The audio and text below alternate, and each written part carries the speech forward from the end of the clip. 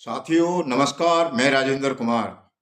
हम आज आपको एक ऐसे प्रखर नेता से मिलाने का प्रयास कर रहे हैं जिनका नाम है ललित अरोड़ा जी, जिनके शब्दों की बाणी से ही लोग जो है एक एक शब्द उनका ऐसा है जो समाज के लिए प्रेरणादायक होता है और राष्ट्रीय कांग्रेस के एक प्रखर नेता के रूप में जो है वो जाने जाते हैं। तो आइए आज हम सीधे ललित अरोड़ा जी से आपको मिला रहे हैं। सामने आपको मैं वो संदेश देने जा रहा हूं जिसके बारे में जो है आप उनके शब्दों को सुनकर के दंग रह जाएंगे। तो ललित अरोड़ा जी सर नमस्कार। नमस्कार। एबी न्यूज के सभी दर्शकों को भी पूरे भारत में मैं नमस्कार करता हूं और आगामी गणतंत्र दिवस के उपलक्ष्य में अपनी बधाइयां और शुभकामनाएं देता हूं। सबसे पहले जो है मेरा सवाल ये है ललित अरोड़ा जी कि दुनिया में जो पुरातत्व लोग हैं, वो जो हमारे समाज के साहित्य के लोग होते हैं, वो कहते हैं कि पुरानी चीज़ों को याद किया जाए। जो पुराने इतिहास है उनको पढ़ा जाए, लिखा जाए, ताकि हम आने वाली पीढ़ी के अंदर जो है वो उनके इतिहास के बारे में जानकारी दे सकें।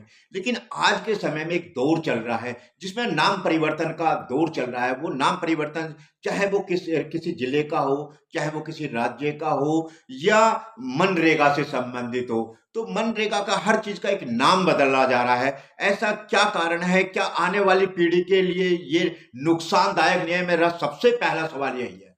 देखिए, नाम बदलने की बजाय अगर लोग, जो भी सरकारें हैं, जो भी राजनीतिक दल है, जो भी राजनेता है, वो इस बात से पहचाने जाए आने वाले समय में कि उन्होंने अपने राष्ट्र के लिए क्या किया, जी। उन्होंने जन कल्याण के लिए क्या किया, उन्होंने आम आदमी की जिंदगी सुधारने के लिए क्या किया, उन्होंने क्या साधन जुटाए, उन्होंने लोगों के जो जीवन शैली में क्या परिवर्तन किया, खुशहाली में क्या परिवर्तन किया। क्योंकि हमारे संविधान की प्रस्तावना में राजेंद्र जी स्पष्ट लिखा है कि एक कल्याणकारी समाजवादी राज्य की स्थापना।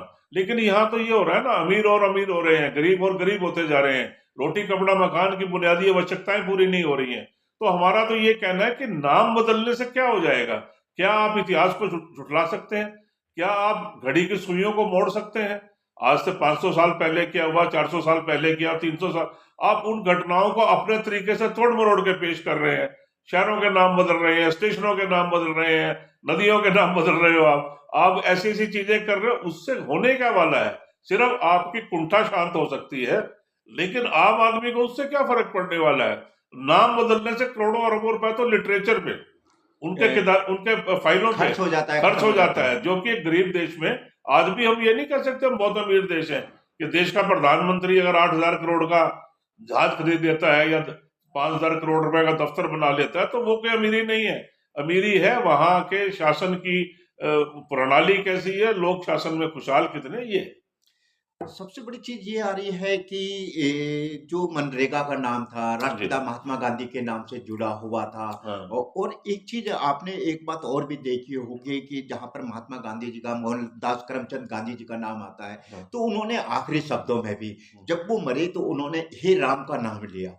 और लेकिन आज जो है वो राम को क्योंकि इतिहास में जोड़ा जाता है, आज जो है उसके नाम को जोड़ करके जो है दूसरी सरकार जो है जी राम का ले आए।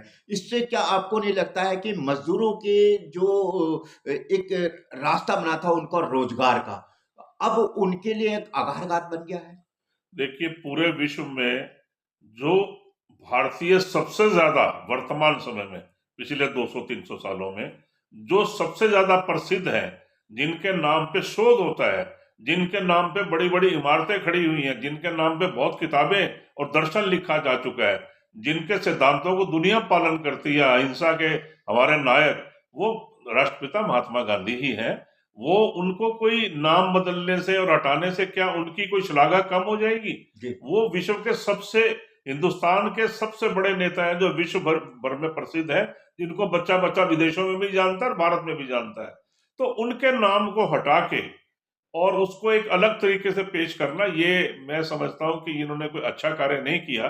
इससे ज्यादा शब्द मैं बोलना नहीं चाहूंगा, क्योंकि प्रधानमंत्री महोदय की मर्जी से ही हुआ है ना। जी। तो गांधी का नाम बदलने से गांधी दर्शन, गांधी सिद्धांत थोड़ी बदल जाएंगे। देखिए, मैं आपको एक बात बताता हूँ। राजीव गांधी जी के टाइम में ये तय हुआ था कि मनरेगा योजना जब लाई गई, उस समय उन्होंने ग्राम सब 73वां संशोधन, तो आप तो बड़े प्रबुद्ध व्यक्ति हैं, जानते हैं, 73वां संविधान संशोधन जब हुआ तो उसमें ग्राम सभा का कंसेप्ट दोबारा लाया गया कि ग्राम सभा क्या होगी। ग्राम सभा में तो उनको इतनी पावर दे दी थी कि वहां पे जो किसी भी तरह का निर्माण नहीं हो सकता, कोई भूमि हस्तांतरण नहीं हो सकता, यानी हर गांववासी जो 18 साल से ऊपर का उसका सदस्य होगा। और उसके साथ ही पीसा एक्ट आया था 1996 में, जिसके मुताबिक आदिवासी और ग्रामीण क्षेत्रों में अधिग्रहण नहीं कर सकते, आप उनको बेच नहीं सकते, ग्राम सभा के बुजुर्ग कोई जमीन का कब्जा नहीं हो सकता। वो तो शराब का नशा भी रोकती थी। तो ग्राम सभा को बहुत ही ज्यादा अधिकार दिए गए थे ताकि ग्राम क्षेत्र में, ग्रामीण क्षेत्रों में स्वराज्य की स्थापना हो, ग्राम सभा के लोग अपना भविष्य खुद तय करें। और उनको ये पावर दी गई थी कि वो 100 दिन तक, रोज, मैं बात लंबी बहुत ज्यादा नहीं करना चाहता, 100 दिन का रोजगार मिल जाए वो ग्राम सभा निर्धारित करती थी। इन्होंने तो एक झटके से मनरेगा कानून को स्क्रैप कर दिया, खत्म कर दिया है। ये कोई उसमें अमेंडमेंट नहीं करी गई, संशोधन। मनरेगा का पुराना कानून खत्म हो चुका है। ये आम लोगों को भ्रांति है कि भाई ये अभी भी मनरेगा में कुछ परिवर्तन किए गए। नो, मनरेगा कानून खत्म कर दिया है, उसका कत्ल कर दिया गया, मैं तो ये कहूंगा। और उसमें था क्या कि अब इन्होंने कहा कि 125 दिन देंगे, गारंटी कहाँ है, कौन देगा?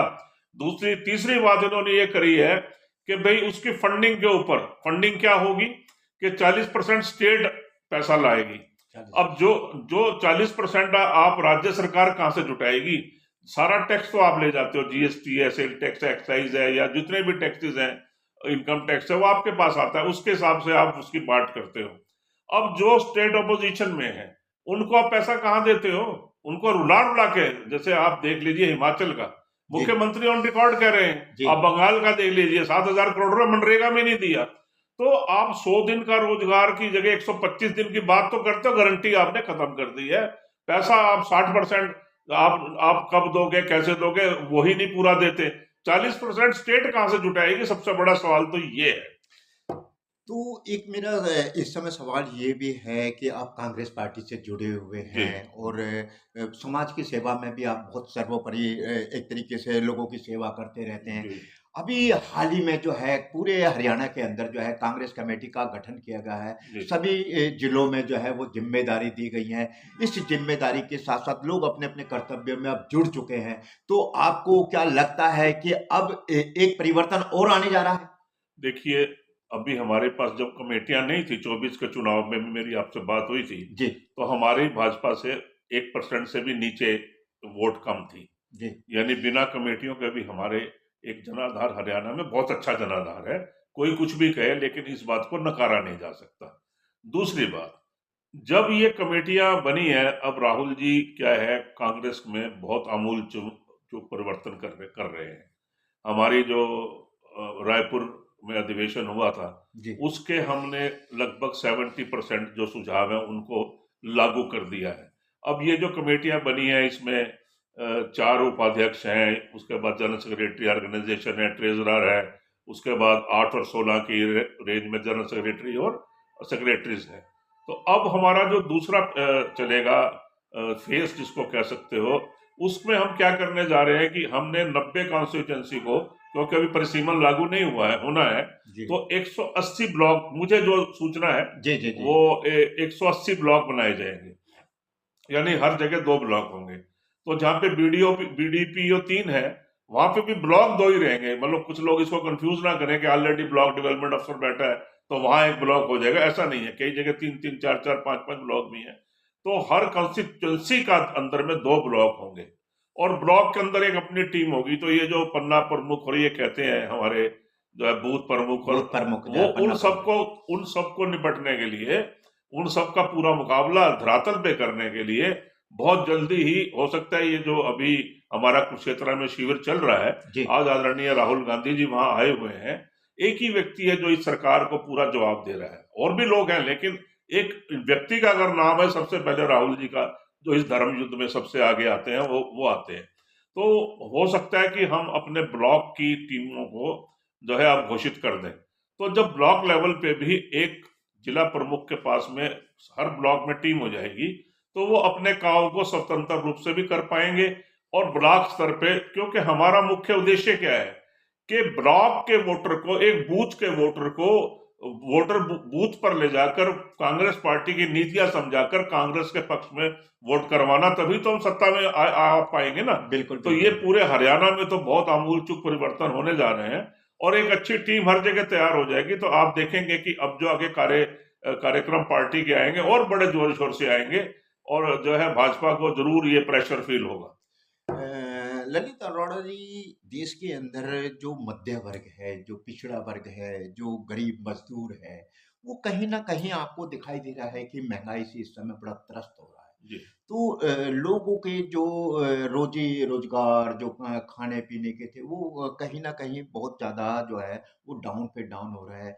क्या अगर कांग्रेस पार्टी अगर सरकार बनाती है, तो क्या आपको लगता है कि महंगाई पर कांग्रेस जो है द्वारा जो है वो कंट्रोल किया जाएगा? देखिए, हुड्डा साहब के टाइम में हम एक स्कीम लाए थे कि 100 गज के प्लॉट पिछड़े वर्गों को, SC ST को दिए जाएंगे। उसके बाद हमने उसका थोड़ा इम्प्रूवमेंट करके कि उनको कंस्ट्रक्शन के लिए भी पैसा दिया जाएगा। तो ये नकल तो करने की कोशिश करते हैं, लेकिन उसको धरातल पे काम नहीं करते। सबसे बड़ी दिक्कत क्या है कि जमीन दुर्लभ है, जी। उसको आप स्ट्रेच करके खींच के ज्यादा नहीं कर सकते। तो जो सरप्लस लैंड पड़ी है, जो चरागाह के लिए पड़ी है, या और बहुत सी ऐसी जमीनें ग्राम सभाओं के पास में है, हम ये चाहते हैं कि उसका सदुपयोग हो, हर एक आदमी को 100 गज का घर मिल जाए। सबसे बुनियादी अवस्था है। अगर आप अपने घर में रूखी सूखी रोटी भी खा रहे हैं, लेकिन अगर छत आपकी अपनी है, तो एक बहुत बड़ी रिस्पेक्ट है, उसमें एक इज्जत है समाज में। तो एक तो हम ये चाहते हैं कि उस तबके को, कांग्रेस की सरकार आए तो सब लोगों के पास रहने के लिए एक छत हो, एक अपनी जगह, एक रैन बसेरा, एक घर हो जिसको वो अपना कह सकें कि ये अपना मेरा कह घर, सके कि वो मेरा एक घर। एड्रेस हो। मतलब हर एक आदमी के पास हो कि भाई राजेंद्र कायम जो है यहाँ पे 157 नंबर में रहते हैं, जी। तो जहाँ पे आपका चिट्ठी मिल जाए, जहाँ पे आपका कोरियर आ डाक जो है जाए। कोरियर आ जाए। मतलब एक एड्रेस जो है, एक जहाँ आप अपना विजिटिंग कार्ड भी, चाहे आप किसी भी लेवल के व्यक्ति हो, छपवा ले, आपका एक पता हो। दूसरी चीज ये है कि शिक्षा के बारे में कोई भी सरकार शिक्षा फ्री नहीं दे सकती, लेकिन उस दिशा में क्या हो सकता है कि अधिक से अधिक स्कूल खोले जाए। बच्चों को स्कूल तक लाने के लिए एलिमेंट्री लेवल पे तीसरी चौथी निपुण स्कीम भी इन्होंने करी, कुछ करी। लेकिन आज के जमाने में देखिए, हर एक के पास मोबाइल है, मोबाइल के जरिए भी शिक्षा दी जा सकती है। सवाल यह है कि परीक्षा लेके उसकी डिग्री या प्रमाण पत्र मिलना असली शिक्षा वो नहीं है, लेकिन काम चलाने के लिए वो शिक्षा का एक माध्यम रहा है। तो हम चाहते हैं इस पे बुनियादी आवश्यकताएं पूरा करते हुए लोगों को शिक्षा मुहैया कराई जाए। अब जो जो मनरेगा में हम काम दे रहे थे सरकार की तरफ से, जी। वो कोई एहसान थोड़ी कर रहे थे। जी। वर्ल्ड की सबसे बड़ी स्कीम थी मनरेगा, जहां पे 100 दिन के रोजगार की गारंटी थी। वो मिनिमम था, अधिकतम तो कुछ भी हो सकता है, लेकिन इन्होंने क्या खर्च किया? कुछ नहीं। मैं आलोचना के मूड में बिल्कुल नहीं हूं। जी जी जी मैं जी। चाहता हूं कि मनरेगा का दायरा इतना विस्तृत हम कर दें कि वो ग्रामीण क्षेत्र में जो छुपी हुई बेरोजगारी भी है, वहां सबको रोजगार मिले।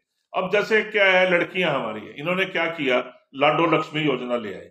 पहले तो बोला कि हम 22 लाख लड़कियों को देंगे। हरियाणा में आपको पता है, आप तो पत्रकार हो, जी सारी जी जी चीजें जी। खोज निकालते हो। जी जी जी। 1 करोड़ 46 लाख महिलाएं हैं यहाँ पे, एक अनुमान के अनुसार। जी जी जी।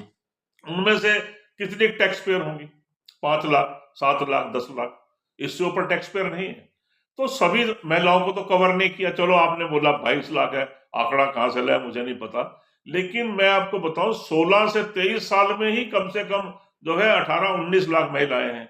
आपने सबको वंचित कर दिया कि 23 साल से नीचे देंगे ही नहीं। क्यों भाई?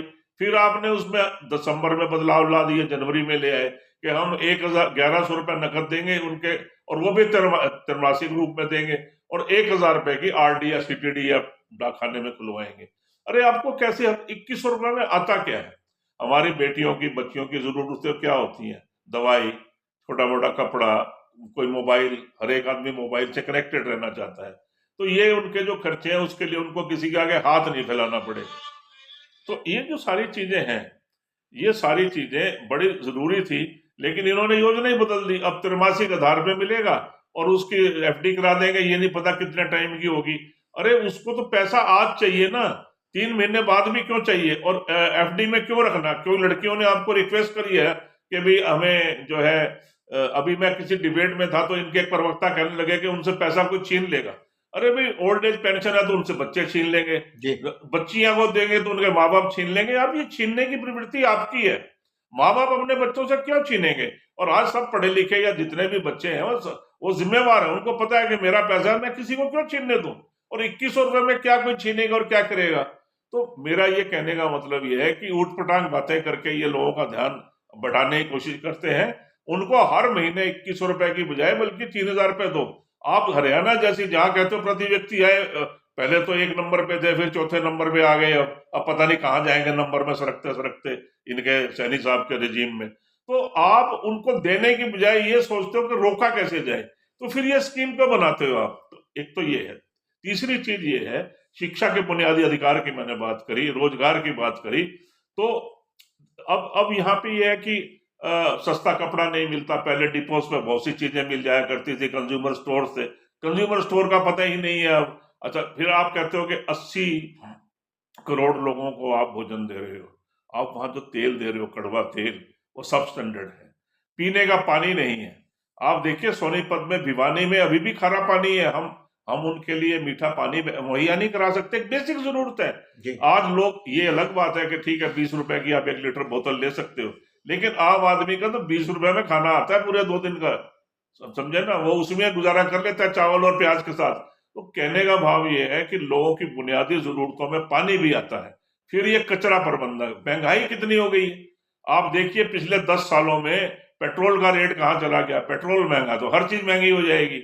उसके अलावा दालें, चीनी और बहुत सी चीजें हैं, उसमें और बहुत सी ऐसी चीजें हैं जो जिन पे कोई नियंत्रण नहीं है सरकार का। पेट्रोल का तो ये कहते हैं ये मार्केट नियंत्रण करेगी। अरे आप पेट्रोल पे ही कितने हजार करोड़ रुपए हर साल कमा रहे हैं।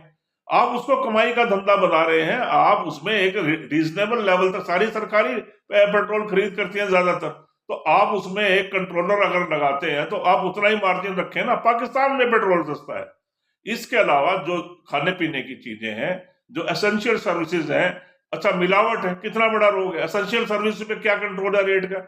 आप 25 रुपए वाला आटा 40 रुपए, 45 रुपए, उससे भी महंगा हो गया। पैक्ड आटा और महंगा है। हर एक चीज पे आपने जीएसटी लगाया। जीएसटी का ये तो सर्वे करके बताओ कितने लोगों को बेनिफिट हुआ। तो बहुत सी चीजें ऐसी हैं जो विचारणीय है। हम चाहते हैं कि गरीब आदमी का तभी जीवन स्तर सुधरेगा जब उस पर टैक्सेशन कम हो, उस पर घर हो, उसको थोड़ा रोजगार, साल में 365 दिन में 200 दिन भी रोजगार मिल जाए, वो रोटी कपड़ा मकान की बुनियादी जरूरतें पूरी कर ले और सब्सिडाइज चीजें मिले, तब तो बात बनेगी। अदरवाइज तो आप टैक्सेशन से सभी को लूट रहे हो, किसी को छोड़ तो रहे ही नहीं। मध्यम वर्ग तो सबसे ज्यादा पिसा हुआ है, ना वो बेसिक क्लास है ना वो रिच क्लास है जी, तो बीच वाली क्लास है वो। उसको जो अपर वर्ग है, जो उच्च वर्ग है, वो मिडिल क्लास के थ्रू निम्न वर्ग को कंट्रोल करता है। यही ना हो रहा है जी। जो आप ये जो वर्गीय प्रणाली है, इसमें सबसे ज्यादा शोषित कौन है? वो मध्यम वर्ग है। ना उसको कोई रिबेट है, ना उसकी कोई रिजर्वेशन है, ना उसके पास कुछ है। तो सबसे ज्यादा पिसा हुआ वही है और सफेद पोशी में उसको बर्बाद हुए जा रहा है। तो आज मध्यम वर्ग भी मध्यम वर्ग नहीं रह गया है, सभी निम्न वर्ग में चले गए हैं। वो तो एक मजाक में कहते हैं कैटल क्लास बना दिया इन्होंने सबको। किसी को ये अधिकार ही नहीं है कि वो कोई काम धंधा कर ले। इतना कर दिया कि आप 20,000 से ऊपर की पेमेंट नहीं कर सकते, फलाना नहीं कर सकते। इतने इनकम टैक्स के नियम आपने बना दिए हैं। आम आदमी करे क्या? एमएसएमई बर्बाद हो चुकी है, आम छोटा व्यापारी बर्बाद हो चुका है, रोजगार के अवसर खत्म हो चुके हैं। आप मुझे बताइए, आप अपने घर में ही देख लीजिए कि आपके यहाँ किराना का क्या हाल हो गया। आपकी वाइफ जो है या किचन कैसे चलाती होंगी वही जानती होंगी। अब आम आदमी का जीना मुहाल हो चुका है। और ये तो हम एक प्रॉस्परस स्टेट में बैठे हैं तो थोड़ा पर्दा पड़ा हुआ है। आप जाइए ना छत्तीसगढ़ में, जाइए उसके आगे कुछ इलाके ऐसे हैं, जगदलपुर के बस्तर के इलाकों में जाइए, उड़ीसा में जाइए, आप बिहार बंगाल में जाइए, आप जो है तेलंगाना का इलाका है, कोई तमिलनाडु का है, जहाँ पे नक्सलवाद अब ठीक है वो आखिरी सांसें भर रहा है, लेकिन वहां गरीबी है। हथियार क्यों उठाए गए लोगों ने? इसीलिए उठाए गए, उनकी जमीनें, जर जोरू जमीन, सब चीजें उनकी छीन ली गई, जंगल छीन लिए गए, जंगलों को आपने अदानी को दे दिया है, खेत को आपने अदानी को दे दिया है। तो इस समय जितना शोषण और दोहन हो रहा है, हमारे पास कोई मिनरल्स की कमी नहीं थी, हमारे पास पानी एक बहुत बड़ा रिसोर्स था, सबसे सस्ती लेबर हमारे पास थी। लेकिन आज चाइना कहाँ निकल गया, हम कहाँ हैं? हम अपने पोटेंशियल पे काम कर रहे हैं क्या? सबसे सस्ती लेबर होने के बावजूद भी आज सब जगह बिजली नहीं पहुंचा पा रहे। हमारे पास तो थर्मल का भी है, हाइड्रो का भी है, सब सब सब हमारे पास साधन थे कि कौन सा जो मिनरल नहीं बिहार में और झारखंड में नहीं होता, लेकिन उन स्टेट की हालत क्या है? तो मेरा ये कहना है कि आज जिस हालात में हम हैं इसमें कई आमूलचूल परिवर्तन तो की ललित जरूरत है। जी, कांग्रेस को चांस दे दें। जी राम को आप कहाँ तक देखते हैं? जी राम जो शब्द दिया गया है उसको कहाँ तक देखते देखिए, हैं? ये स्कीम पहले दिन से ही फेल है, मैंने बता दिया। फंडिंग की बात मैंने करी, फंडिंग जो है स्टेट गवर्नमेंट के पास पैसा नहीं है, तो ये पहले दिन से फेल होगी। दूसरी बात, गारंटी कोई नहीं है। तीसरा, ग्राम सभा के अधिकार छीन लिए। अब ग्राम सभा, अब तो बीडीओ ऑफिस है या डीसी ऑफिस है, वो देखेगा कितने दिन का रोजगार है, इसको मॉनिटरिंग कौन करेगा? पहले तो लोकल लेवल पे ग्राम सभा, ग्राम पंचायत नहीं मैं कह रहा, ग्राम सभा करती ग्राम थी। सभा। ग्राम सभा की तो पावर ही ले ली आपने। ग्राम सभा में आप लोग थे, वो लोग थे जो इन्फ्लुएंशियल नहीं थे लेकिन 18 साल के ऊपर थे, जिनको अपने बारे में निर्णय लेने का अधिकार था। तो वो इतना तो रखते कि यार इसके घर आज खाना नहीं बना है तो इसको तो रोजगार मिलना चाहिए। ये वो दर्द वो महसूस करता है जो बगल में रहता है, जो उसके घर के हालात जानता है अपने पड़ोसी के। वहां पड़ोस के लोगों को भूखा नहीं सोने देते वो। तो कहने का मतलब ये है कि ये सारा सिस्टम बदल के और आपने जी राम जी कर दिया। राम को इतने छोटे हैं कि एक स्कीम में कवर हो जाएंगे। जी। और वो तो महात्मा गांधी तो राम, हे राम कहते हुए नथुराम गोडसे, जिसकी आज ये पूजा करते हैं, उन्होंने मारा था जी। तो उन्होंने फिर ही कहा था हे राम। हे राम। उनकी समाधि पे हे राम लिखा हुआ है। विश्व का कोई नेता अगर दिल्ली आएगा सबसे पहले वहां जाता है। हमारे प्रधानमंत्री महोदय वहां दो तो इसको जाते हैं 2 अक्टूबर को। और 30 जनवरी को भी जाते हैं, तो शांति पाठ के लिए। और लेकिन अंदर क्या इनके छुपा हुआ है, क्या जरूरत थी गांधी जी के नाम को बदलने की? अरे नाम बदलने की बजाय उसमें आप सुविधाएं ज्यादा देते तो मैं मानता। ना आपने सुविधा दी, ना धन की व्यवस्था करी। और आप ये कहते हैं कि कांग्रेस एक भ्रांति फैला रही है। भ्रांति फैला रही है, 1 साल बाद एनालिसिस कर लेना, वो मनरेगा अच्छी थी या ये जो जी राम जी अच्छी है, पता लग जाएगा। मैंने तो इसके नकारात्मक पहलू बताए हैं, सकारात्मक पहलू तो कोई सामने ही नहीं आया अभी तक। मेरा लास्ट में एक सवाल है। हमारे गणतंत्र दिवस बिल्कुल नजदीक आ रहा है। जी। देश की आज़ादी का सन 1947 को जब हमारा देश आज़ाद हुआ, जो केंद्र सरकार है वो कह रही है कि हम 2047 तक जो है पूरा विकास की जो है वो एक नई युवा पीढ़ी के लिए कुछ देने जा रहे हैं। तो ये जो बीच का समन्वय है 2026 से लग चुका है, ऐसे में इस समन्वय को आप कहाँ तक सही मानते हैं? देखिए, ये तो 21 साल की बात कर रहे हैं। 21 महीने बहुत होते हैं प्रजातंत्र में। एक चुनाव 5 साल बाद होता है, वो दशा और दिशा दोनों बदल देता है। अब भाजपा का जो ग्राफ है, अगर ये इन्हीं नीतियों पे, डिवाइड एंड रूल की नीतियों पे चलते रहे, आप ये देखिए कि अमेरिका ने हमारे हालत खराब कर दिए। कल 1000 पॉइंट सेंसेक्स टूटा है। आप ये देखिए, हमारे लोगों को हथकड़ियां पहना के वापस भेजा और बाकी देशों के साथ ऐसा नहीं किया। हमारे ऊपर टैरिफ लगाया जा रहा है और वो प्रधानमंत्री के बारे में जो बयान देते हैं उसका कोई खंडन नहीं करता। हमारे विदेश नीति पे हमला है। तो ये जो पब्लिक है वो सब जानती है, ऐसा नहीं है। ये ठीक है कि उन्होंने वोट इनको दिया क्योंकि इन्होंने धर्म के नाम पे हिंदू मुस्लिम करा करा के ये कर दिया। राम के ठेकेदारी इनके पास नहीं है। उतनी ही ठेकेदारी मेरे पास है, आपके पास है, जितनी कि ये दावा करते हैं। राम कण कण में है। राम मेरे सोच में है, दर्शन में है, सुबह है। आप मिले आते ही राम राम की बात हुई। राम तो हमारा सोचने का तरीका है। तो इन्होंने क्या किया है, राम का नाम बदनाम ना करें। मैं तो इनको राम को लाए हैं। इनको आप देश में खुशहाली लाए हो कि नहीं ये नहीं पूछ सकते आप।